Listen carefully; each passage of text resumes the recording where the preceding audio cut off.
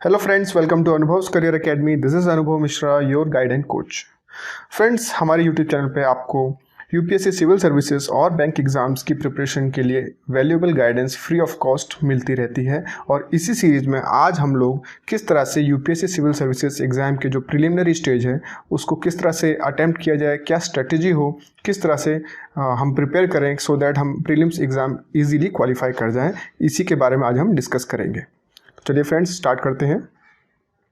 Okay friends, आज हम लोग देखेंगे कि जो हिस्ट्री का जो पोर्शन होता है यूपीएससी प्रीलिम्स एग्जाम का, उसे किस तरह प्रिपेयर करना चाहिए सो दैट आप ज़्यादा से ज़्यादा मार्क्स इसमें स्कोर कर सकें। फ्रेंड्स, आपने देखा होगा कि कोई भी एग्ज़ाम हो, चाहे वो यूपीएससी सिविल सर्विसेज की एग्ज़ाम हो या फिर वो कोई बैंक एग्ज़ाम हो या स्कूल की बोर्ड एग्ज़ाम हो, 10th हो, 12th हो या IIT-JEE हो, कोई भी कॉम्पिटिटिव एग्ज़ाम हो, उसमें बहुत सारे अच्छे स्टूडेंट्स कई बार क्वालिफाई नहीं कर पाते हैं और कई बार जो एवरेज स्टूडेंट्स होते हैं वो भी बहुत अच्छे मार्क्स के साथ क्वालिफाई कर जाते हैं। इवन ये भी देखा गया है कई बार कि जो यूपीएससी सिविल सर्विसेज एग्ज़ाम है उसमें बहुत सारे IITians या फिर IIM से जो MBA कर चुके हैं वो लोग भी ये एग्ज़ाम क्लियर नहीं कर पाते हैं, जबकि सिंपल से किसी कॉलेज से किसी ने यदि BA भी किया हुआ है वो भी कई बार इस एग्ज़ाम में टॉप कर जाता है। तो क्या डिफरेंस होता है ऐसे लोगों में जो बहुत ही सिंपल एजुकेशन लेके भी इतनी टफ एग्ज़ाम्स क्वालिफाई कर जाते हैं, और कई बार बहुत ही हाईली क्वालिफाइड लोग भी इतनी प्रेस्टिजियस एग्ज़ाम को क्वालिफाई नहीं कर पाते हैं। तो बेसिक जो रीज़न होता है लोगों का इस एग्ज़ाम को क्लियर करने या ना करने का, दैट इज़ स्ट्रेटेजी। यानी आपको अगर यूपीएससी एग्ज़ाम के लिए प्रिपेयर करना है तो एक स्ट्रेटेजी बना के चलना पड़ेगा। जस्ट वेगली आपने बुक्स परचेज कर ली और दिन रात मेहनत कर रहे हो तो गारंटी नहीं है कि आपको रिज़ल्ट मिलेगा, बिकॉज बुक्स तो सबके पास अवेलेबल हैं। आजकल तो स्टडी मटेरियल की कोई कमी नहीं है और गाइडेंस भी आपको ऑनलाइन काफ़ी भारी मात्रा में मिल रही है। तो आज की डेट में जो सबसे इम्पोर्टेंट चीज़ है दैट इज़ स्ट्रेटेजी। आपको स्ट्रेटेजी बना के अपने टाइम को, अपने रिसोर्सेज को, अपनी एनर्जी को पूरा चैनलाइज करके जो भी टॉपिक आप पढ़ें उसको किस डेप्थ तक पढ़ना है ये सब पता होना चाहिए। कोई भी सब्जेक्ट आपने उठाया है तो एग्ज़ाम में वो सब्जेक्ट कितना इंपॉर्टेंस रखता है, उस सब्जेक्ट से, उस टॉपिक से रिलेटेड कितने क्वेश्चंस आते हैं, आपको ये पता होना चाहिए। ये आपको कैसे पता चलेगा? आपको इसके लिए प्रीवियस ईयर्स के क्वेश्चन पेपर्स को एक बार एनालाइज करना पड़ेगा। जब आप प्रीवियस ईयर्स के क्वेश्चन पेपर्स को एनालाइज कर लेंगे तो आपको समझ में आ जाएगा, एक रफ आइडिया आ जाएगा कि कौन से टॉपिक्स किसी भी पर्टिकुलर सब्जेक्ट के इंपॉर्टेंट है सिविल सर्विसेज एग्जाम के लिए।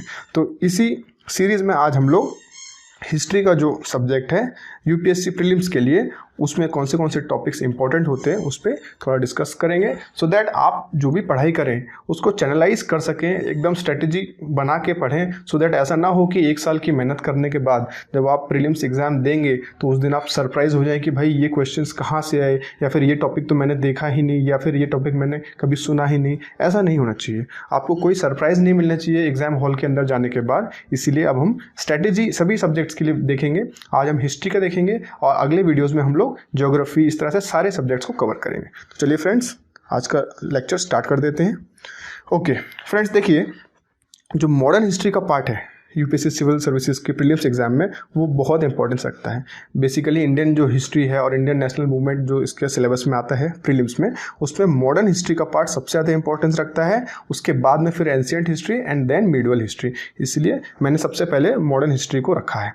ओके देखिए फ्रेंड्स, इसमें भी मॉडर्न हिस्ट्री में जो रिवोल्ट्स और मूवमेंट्स हुई हैं अलग अलग, जैसे कि रिवोल्ट ऑफ 1857 या क्विट इंडिया मूवमेंट, जो भी ये आज़ादी की लड़ाई के पहले या उसके दौरान जो भी इस टाइप के मूवमेंट्स हुए, रिवोल्ट्स हुए, वो बहुत ज़्यादा इंपॉर्टेंस रखते हैं। और आपको इन मूवमेंट्स के रीज़न क्या हैं, क्यों ये मूवमेंट्स हुए, इनके पीछे क्या कॉजेज़ थे, इनका इम्पैक्ट क्या हुआ, ये पता होना बहुत ज़रूरी है। सिर्फ आपको ये मालूम है अगर ये जो रिवोल्ट हुआ, पर्टिकुलर कोई घटना हुई, ये किस प्लेस पे हुई, किस ईयर में हुई, तो अब वो चीज़ों की वैल्यू नहीं है। आजकल यूपीएससी ऐसा पर्टिकुलर कोई डेट नहीं पूछती कि ये जो मूवमेंट हुआ है या रिवोल्ट हुई थी ये पर्टिकुलरली किस जगह पर हुई थी, कौन से साल में हुई थी। अब ये क्वेश्चंस नहीं आते जनरली। अब जितने भी क्वेश्चंस आएंगे वो सब एनालिसिस बेस्ड होंगे।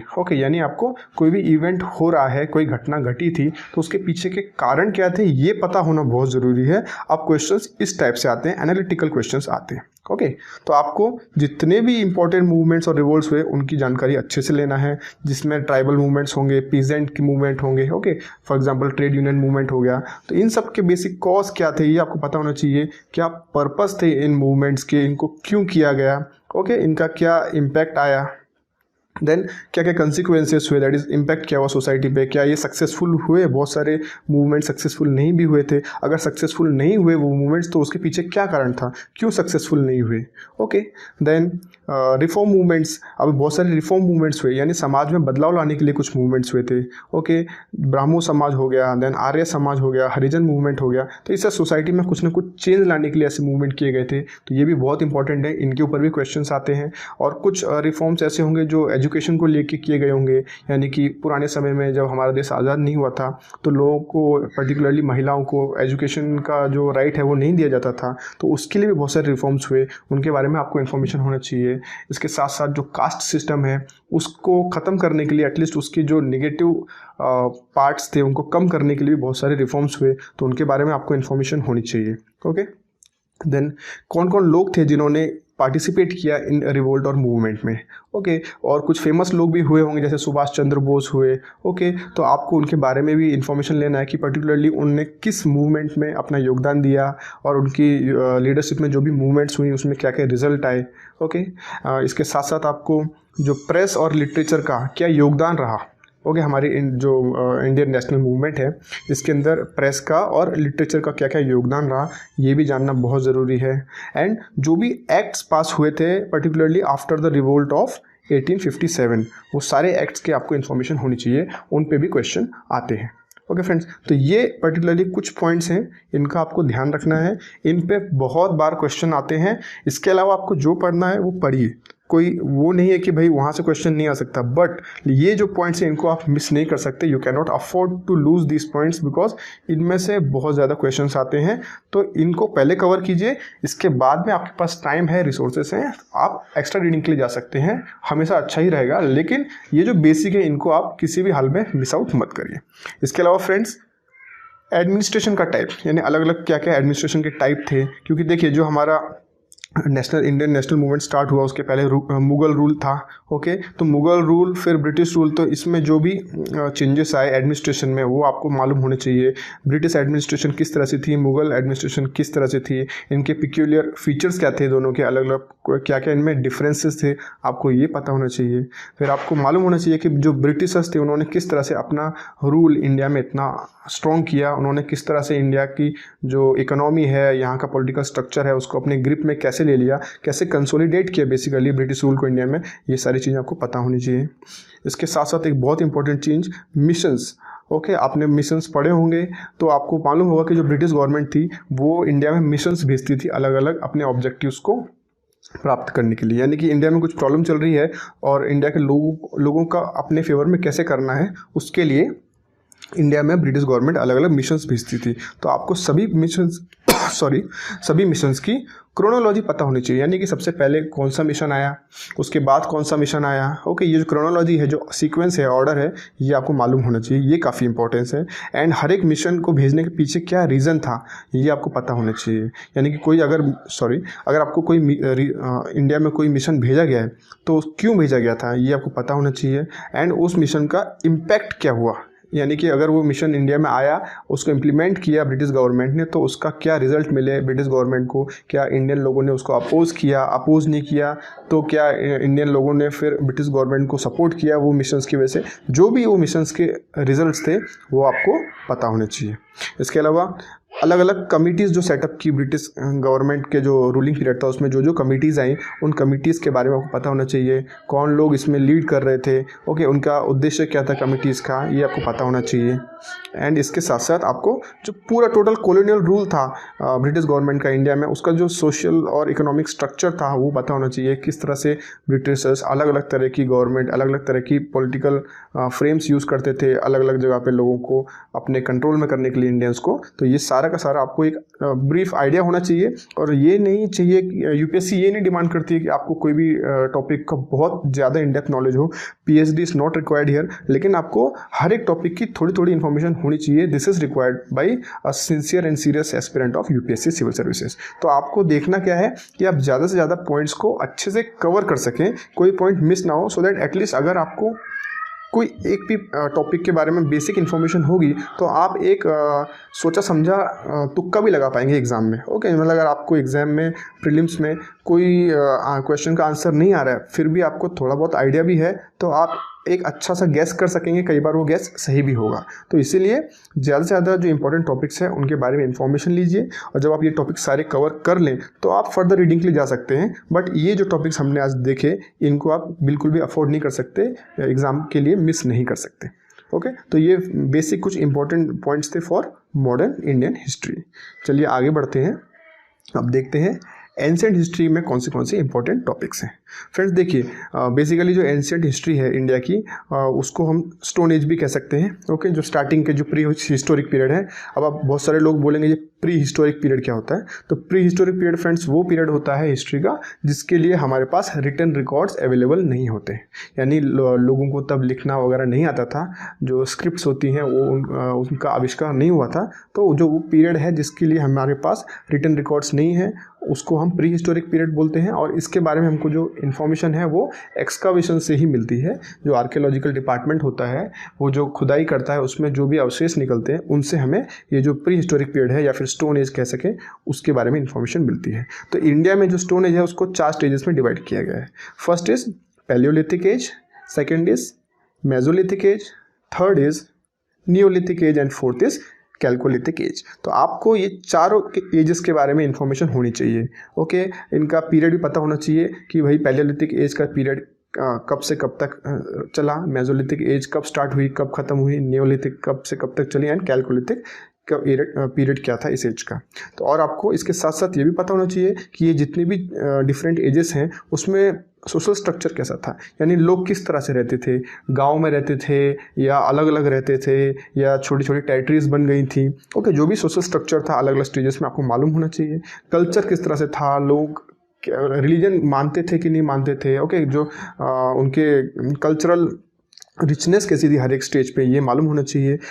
इसके साथ साथ इकोनॉमी कैसी थी उस समय के लोगों की, लोग क्या काम करते थे, खेती करते थे, हंटिंग करते थे, फिशिंग करते थे, या फिर ट्रेड एंड कॉमर्स सीख लिया था लोगों ने, आर्ट एंड क्राफ्ट लोग सीख गए थे अलग स्टेज में, आपको ये भी पता होना चाहिए। तो बेसिकली सोसाइटी कैसी थी अलग अलग स्टेजेस में आपको मालूम होना चाहिए। लोग क्या काम करते थे, सोशल स्ट्रक्चर कैसा था, रिलीजन क्या था, किसी धर्म को मानते थे या उनके जो बिलीफ सिस्टम क्या थे, ओके, क्या क्या मान्यताएं थी, ये सारी चीज़ें आपको पता होनी चाहिए हर एक स्टेज के लिए। इसके अलावा जो इंडस वैली सिविलाइजेशन है, इंडस वैली सिविलाइजेशन को कई लोग हड़प्पा संस्कृति भी नाम से भी जानते हैं। ओके, उसमें जो हड़प्पन साइट्स थी उसके बारे में आपको अच्छे से इन्फॉर्मेशन होनी चाहिए।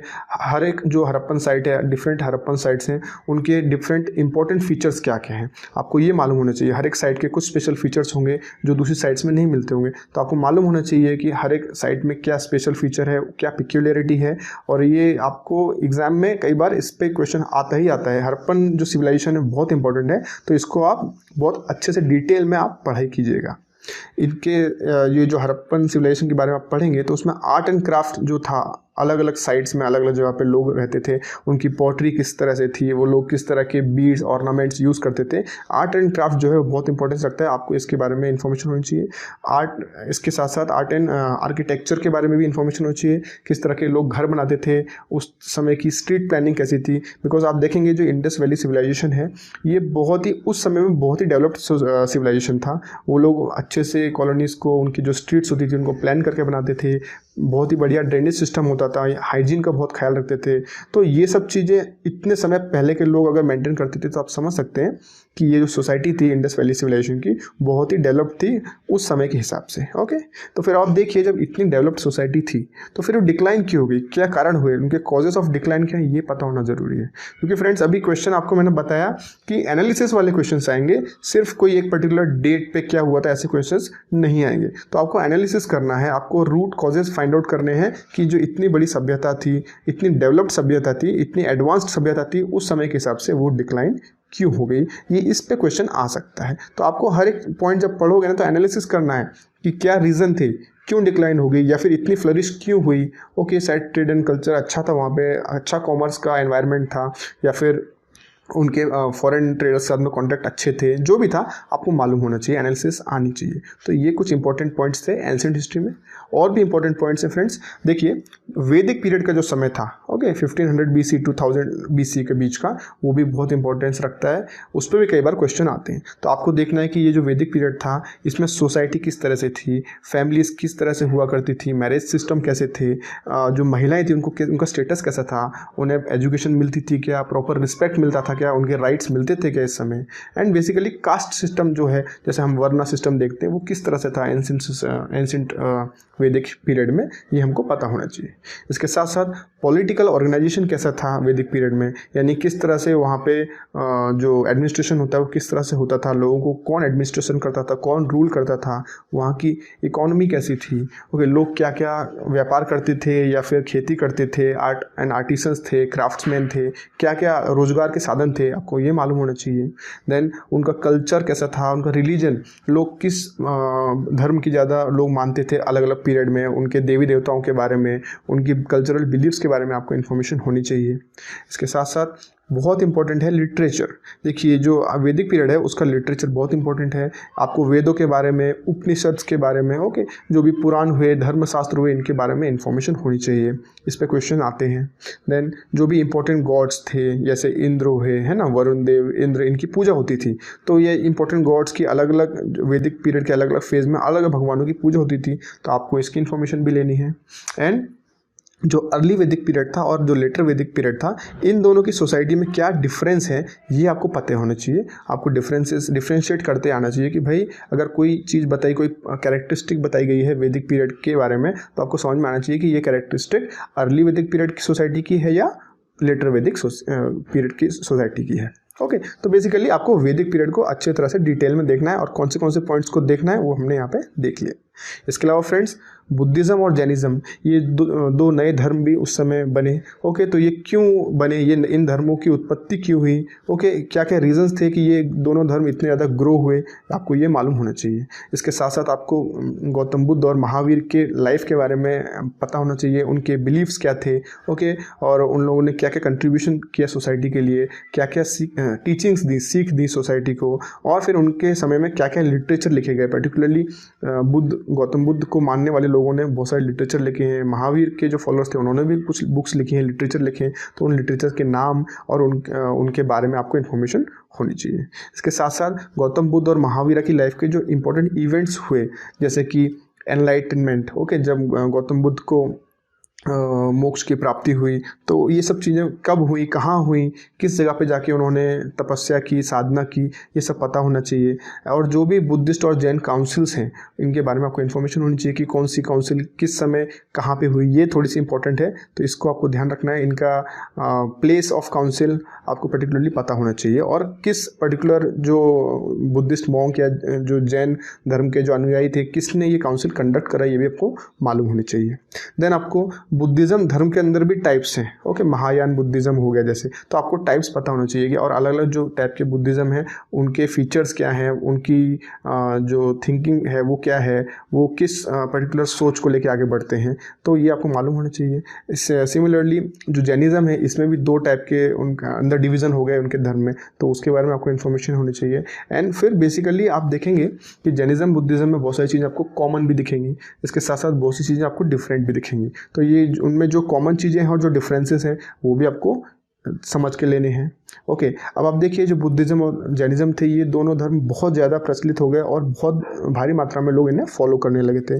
फिर भी आगे चलकर ये दोनों धर्म डिक्लाइन हुए। तो डिक्लाइन होने का रीज़न क्या था, ये अगेन एनालिसिस, क्यों डिक्लाइन हुए, जब इतने ज़्यादा पॉपुलर हो गए थे, इतने ज़्यादा फॉलोअर्स थे, फिर डिक्लाइन क्यों हुए, तो इसके रूट कॉज क्या है, ये आपको पता होने चाहिए। तो बेसिकली बुद्धिज़्म और जैनिज़्म के बारे में आपको इतनी इन्फॉर्मेशन रखनी ही चाहिए। ओके, आगे बढ़ते हैं। ओके, देखिए फ्रेंड्स, अभी ये थोड़ा सा एंशिएंट हिस्ट्री का जो सिलेबस है थोड़ा बड़ा है as compare to modern and medieval history, तो इसलिए आपको लग रहा होगा लेंदी, बट अगर आपने इतने पॉइंट्स अच्छे से कवर कर लिए ना फ्रेंड्स, तो आपको इसके जितने भी क्वेश्चंस एग्जाम में आएंगे प्रीलिम्स में, आप इजीली उनको अटेम्प्ट कर सकेंगे। ओके, देखिए, अब एंशिएंट हिस्ट्री का जो पीरियड था उसमें किंगडम्स और एम्पायर्स भी बहुत सारे हुए। ओके, तो आपको सारे एम्पायर्स और किंगडम्स के बारे में, उनकी जो एडमिनिस्ट्रेशन कैसी थी, पॉलिटिकल स्ट्रक्चर और सोशल स्ट्रक्चर कैसा था मालूम होना चाहिए। पर्टिकुलरली मौर्यन एम्पायर, ओके, ये बहुत ज़्यादा इंपॉर्टेंट है। आपको मौर्यन एम्पायर से शुरू करके आपको सारे जितने भी एम्पायर हुए एंशिएंट पीरियड में, यानी आप सतावाहनास लीजिए, चोलास, चेरास, पांड्यास, चालुक्यास, जितने भी हुए उन सब के जो राज्य में किस तरह से राज्यकाल चला उनका, वहाँ पे किस तरह की पॉलिटी थी, सोशल स्ट्रक्चर क्या था, लोगों की धारणाएं क्या थी, कौन सा धर्म लोग फॉलो करते थे, सब पता होना चाहिए। एंड आपको ये भी देखना है कि ये जो एम्पायर्स थे ये क्यों राइज हुए, यानी कि इतने ज़्यादा, इतने एक्सपांड कैसे हो गए, इतने बड़े और इतने विशाल कैसे बन गए। ओके, तो reasons behind the rising of this empire should be known by you, and also कि वो अगर राइज भी हुए तो बाद में उनका डिक्लाइन भी हुआ होगा। तो आपको ये भी पता होना चाहिए कि अगर इतने ग्रो हो गए तो ग्रो होने के बाद डिक्लाइन क्यों हुए। ओके, साथ साथ आपको इंपॉर्टेंट रूलर की इन्फॉर्मेशन भी लेनी है। जैसे अगर आप देखें कि मौर्यन एम्पायर, तो चंद्रगुप्त मौर्य के बारे में, उनकी लाइफ के बारे में पता होना चाहिए आपको। ओके, उनकी लाइफ में इंपॉर्टेंट इवेंट्स क्या क्या हुए, कैसे उन्होंने मगध की राजगद्दी पे जीत हासिल की।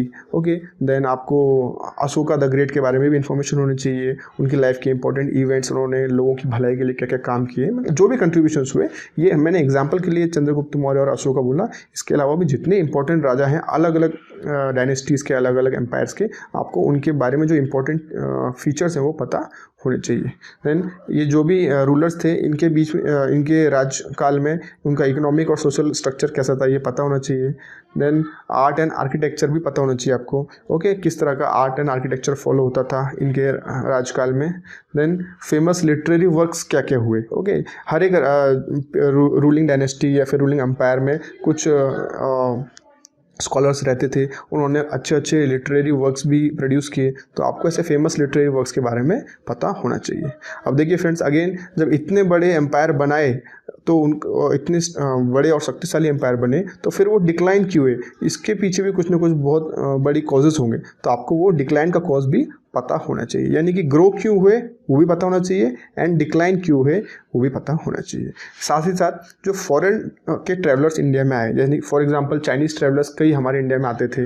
ओके, तो जब वो ट्रैवल करते थे इंडिया में अलग अलग प्लेसेस में, तो वो अपने अकाउंट्स लिखते थे। ओके, आप अकाउंट समझ सकते हैं कि उनकी डायरीज लिखते थे। तो ओके, जो भी उन्होंने अकाउंट्स लिखे, जो भी वर्क्स किए, यहाँ पे लिटरेरी वर्क बनाए, तो उनसे हमको हिस्ट्री के बारे में बहुत सारी इन्फॉर्मेशन मिलती है। तो आपको फॉरेन जो ट्रैवलर्स आए उनके बारे में भी इन्फॉर्मेशन लेना है, उनके अकाउंट्स के बारे में, और हमें उनके अकाउंट से क्या इन्फॉर्मेशन मिलती है ये आपको पता होना चाहिए। तो फ्रेंड्स, ये यहाँ पे हमने पूरा एंशिएंट हिस्ट्री का जो इंपॉर्टेंट टॉपिक्स हैं वो डिस्कस कर लिए कि कौन से पार्ट से आपको कौन सी चीज़ों को ध्यान रखना है। एंड स्पेशली जो मौर्यन एम्पायर और गुप्ता एम्पायर है, ये जो है इन दोनों को अच्छे से पढ़ना है, ये बहुत इंपॉर्टेंट है एग्जाम पॉइंट ऑफ व्यू से। ठीक है, इसलिए जो मौर्यन एम्पायर का social structure, political structure, and यहाँ पे आर्ट एंड आर्किटेक्चर किस तरह से था, प्लस गुप्ता एम्पायर का भी, ये सभी चीज़ें आपको ध्यान से पढ़ना है, और हो सके तो शॉर्ट नोट्स या फिर माइंड मैप्स बना के रखना है, सो दैट आप फ्यूचर में इनको रिवाइज कर सकें। चलिए आगे बढ़ते हैं। Okay friends, last part is medieval history. अब फ्रेंड्स देखिए, इसका सिलेबस मैं बहुत ज़्यादा नहीं रख रहा है यहाँ पे, because as compare to modern Indian history and ancient history, importance जो मिडिल हिस्ट्री का है उतना ज़्यादा नहीं है, लेकिन इंपॉर्टेंट है, you can not skip it. हाँ, इसको स्किप नहीं कर सकते, लेकिन फिर भी पहले आपको सबसे मॉडर्न हिस्ट्री को ध्यान देना है, उसके बाद में फिर एंशिएंट हिस्ट्री, एंड लास्ट में आपको मिडिवल हिस्ट्री कवर करनी है। तो देखिए फ्रेंड, इसमें जो रिलीजियस मूवमेंट्स हुए, जो मिडिवल हिस्ट्री का टाइम था उसमें जो रिलीजियस मूवमेंट्स हुए, आप जो बुक पढ़ेंगे आपको सब धीरे धीरे समझ में आने लगेगा कि मैं कौन सी पर्टिकुलर पीरियड की बात कर रहा हूँ। तो वहाँ उसमें जो पर्टिकुलरली सूफी मूवमेंट हुआ या भक्ति मूवमेंट्स हुए और भी जो भी रिलीजियस मूवमेंट्स हुए, उनकी डिटेल इन्फॉर्मेशन आपको होनी चाहिए। ओके, क्यों ऐसे मूवमेंट्स क्यों हुए, रीज़न क्या था ऐसे मूवमेंट्स के पीछे, वो आपको पता होना चाहिए। अगेन मैं बोल रहा हूँ, एनालिसिस करना है आपको बार बार कि क्यों ऐसी घटनाएं हुई, भक्ति मूवमेंट करने की ज़रूरत क्या पड़ गई, क्या रीज़न था, किन लोगों ने ये मूवमेंट कराए और क्या इम्पैक्ट है, ये आपको पता होना चाहिए।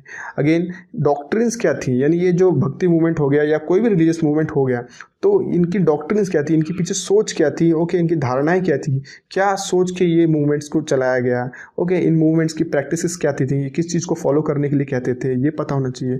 देन ये जो मूवमेंट्स हुए उसमें कौन से सेंट्स इन्वॉल्व थे, यानी साधु संत जो उस समय जिन लोगों ने ये मूवमेंट्स चलाए, कौन कौन थे, पर्टिकुलरली महिला जो साधु होते थे यानी वीमेन सेंट्स थी वो बहुत इंपॉर्टेंट है, उनकी इन्फॉर्मेशन आपको होनी चाहिए कि ऐसी कौन सी महिला साधु या साध्वी थी जिन्होंने रिलीजियस मूवमेंट्स में पार्टिसिपेट किया, उनके कंट्रीब्यूशन पे क्वेश्चंस आ सकते हैं, उनका कंट्रीब्यूशन ध्यान से पढ़िएगा। ओके, एंड जो भी ये रिलीजियस मूवमेंट हुए इनका सोसाइटी पे क्या इम्पैक्ट आया, ओके, क्या इफेक्ट हुआ सोसाइटी पे, लोगों की सोच पे, ओके, उसका आपको अध्ययन करना पड़ेगा।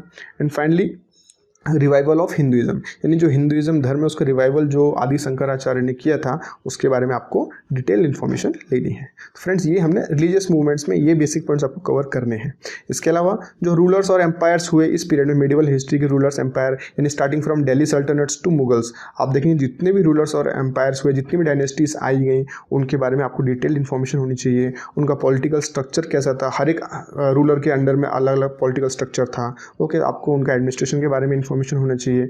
देन उनका आर्ट एंड आर्किटेक्चर कैसा था, पर्टिकुलरली जो मुगल रूल है उसका जो आर्ट एंड आर्किटेक्चर है वो बहुत इंपॉर्टेंस रखता है for UPSC civil services prelims exam. तो आपको यूपीएससी के लिए जो मुगल रूल है उसका आर्ट एंड आर्किटेक्चर ध्यान से पढ़ना है, अच्छे से हर एक चीज़ डिटेल में समझ के लेनी है। साथ ही साथ जितने भी रूलर्स थे उनका सोशियो इकोनॉमिक स्ट्रक्चर कैसा था, लोग जो समाज में किस तरह से रहते थे, उनकी धारणाएं क्या थी, कौन से धर्म को फॉलो करते थे, क्या क्या इकोनॉमिक एक्टिविटीज़ करते थे, यानी खेती करते थे या फिर आर्ट एंड आर्टिसन को ज़्यादा बढ़ावा दिया गया, ट्रेड एंड कॉमर्स करते थे। जो भी अलग अलग रूलर्स के राज्य में अलग अलग टाइप की ट्रेडिंग एक्टिविटीज़ ज़्यादा होती थी, इकोनॉमिक एक्टिविटीज़ आपको पता होना चाहिए कि किस रूलर के राज्य में कौन सी इकोनॉमिक एक्टिविटी ज़्यादा फेमस थी। ओके, एंड अगेन फिर से वही एनालिसिस कि भाई जब ये रूलर्स इतना अच्छा ग्रो कर रहे थे तो फिर क्या कॉजेज थे उनके राइज एंड डिक्लाइन के, यानी राइज क्यों हुए एंड डिक्लाइन क्यों हुए, कुछ ना कुछ कारण रहा होगा, आपको ये कारण पता होना चाहिए। तो बेसिकली मेडिवल हिस्ट्री में अगर आपने इतना कवर किया तो भी सफिशिएंट है। इसके अलावा आपके पास समय है तो आप और पढ़िए, कोई इसमें बुराई नहीं है, वो तो हेल्प ही करेगा,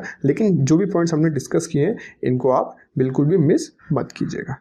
सो फ्रेंड्स हमने आज बेसिकली हिस्ट्री को पढ़ते समय प्रीलिम्स यूपीएससी प्रीलिम्स एग्जाम के लिए क्या स्ट्रेटजी होनी चाहिए वो हमने देखी, कौन से पॉइंट्स बहुत इंपॉर्टेंट हैं जिनको स्पेशल आपको फोकस करना है, जिन पर अटेंशन देना है। और आपको एक बेसिक बात बताऊंगा कि बहुत ज़्यादा पढ़ने से सक्सेस नहीं मिलती है, आप लिमिटेड पढ़िए और सही चीज़ें पढ़िए, यानी कि आपको पता होना चाहिए क्या एग्ज़ाम एक पॉइंट ऑफ व्यू से इंपॉर्टेंट है, उनको पढ़िए एंड बार बार पढ़िए, ज़्यादा से ज़्यादा रिवीजन कीजिए, तब आपको सक्सेस इजीली मिलेगी।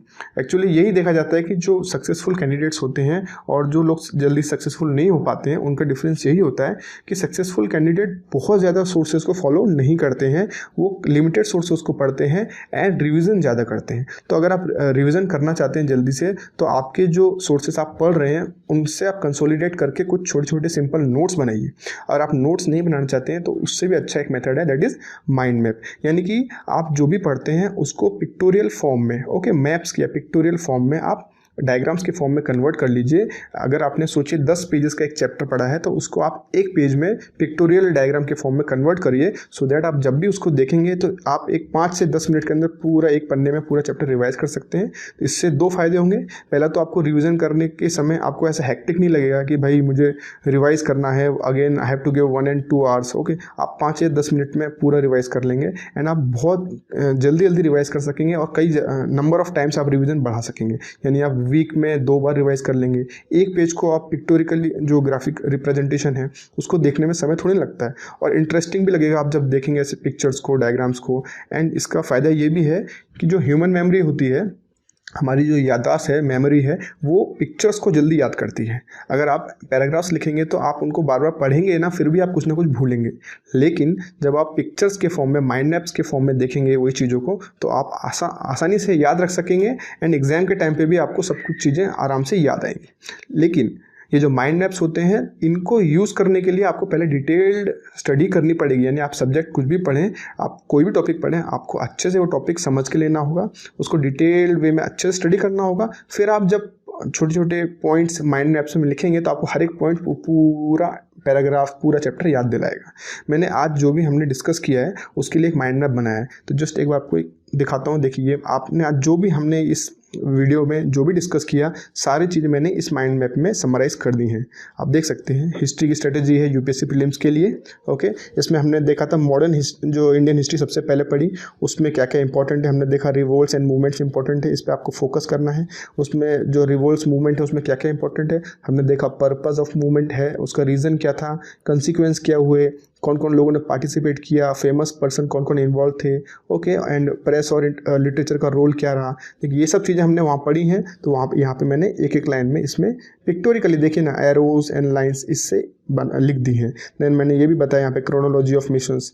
आप देख सकते हैं हर एक चीज़, आप इसको वीडियो को वापस जाके देखिएगा, जितनी चीज़ मैंने वीडियो में आपसे डिस्कस की हैं सारी मैंने इस एक माइंड मैप के अंदर समराइज़ कर दी है। तो आप फ्रेंड्स कभी अगर वीडियो नहीं भी देखना चाहें तो अगर आप ये माइंड मैप देखेंगे तो आप डायरेक्टली पूरा रिकॉल कर सकते हैं कि कौन सी चीज़ें, कौन से पॉइंट्स बहुत इंपॉर्टेंट है हिस्ट्री के जो टॉपिक है यूपीएससी प्रीलिम्स के लिए, उसके लिए। तो फ्रेंड्स ये जस्ट एग्जाम्पल था। इसी तरह से आपको आपके जो नोट्स हैं, आप जो पढ़ते हैं अलग अलग बुक्स को, वो पढ़ के फिर आप जो भी इन्फॉर्मेशन मिलती है उसको माइंड मैप्स में कन्वर्ट कर लीजिए, सो दैट आपका रिविज़न जो प्रोसेस होगी बहुत ईजी हो जाएगी, स्मूथ हो जाएगी और फास्टर हो जाएगी। एंड एग्ज़ाम के 2 दिन पहले अगर आपके पास सोच लीजिए 50 पेजेस हैं केवल रिवाइज करने के लिए, वो भी पिक्टोरियल फॉर्म में, तो कितना आसान हो जाएगा, आप कितने कॉन्फिडेंट होंगे। क्योंकि आपको मालूम होगा मैं 50 पेजेस है, मैं 2-3 घंटे में पूरे रिवाइज कर सकता हूँ एंड आप एकदम सक्सेसफुली प्रीलिम्स एग्ज़ाम क्वालिफाई कर जाएंगे। सो फ्रेंड्स, आई होप आज आपको जो भी हमने डिस्कस किया है यूपीएससी प्रीलिम्स के हिस्ट्री पोर्शन को लेके ये चीज़ें समझ में आ गई होंगी। इनको आप फॉलो कीजिए। एंड इसके अलावा अगर आप ये सारी चीज़ें कवर कर लेते हैं तो आप और एक्स्ट्रा रीडिंग के लिए जा सकते हैं। बट बेसिकली ये जो हमने आज पढ़ा है, जो भी चीज़ें डिस्कस की, इनको 100% अच्छे से थॉरोली कवर ज़रूर कीजिएगा। तो फ्रेंड्स, आई होप आज का जो वीडियो था आज आपने एंजॉय किया होगा। एंड आपको अगर आज का वीडियो पसंद आया, आपको कुछ सीखने को मिला, तो प्लीज़ हमारे यूट्यूब चैनल को सब्सक्राइब कीजिए, लाइक कीजिए, शेयर कीजिए अपने फ्रेंड्स के साथ। और अगर आप कुछ और नया वीडियो चाहते हैं, किस टाइप का आप हमारी तरफ से गाइडेंस चाहते हैं, वो आप हमें कमेंट करके बताइए, हम उस पर भी नए नए वीडियोस ज़रूर बनाएंगे। So thank you so much for being with us. Have a nice day.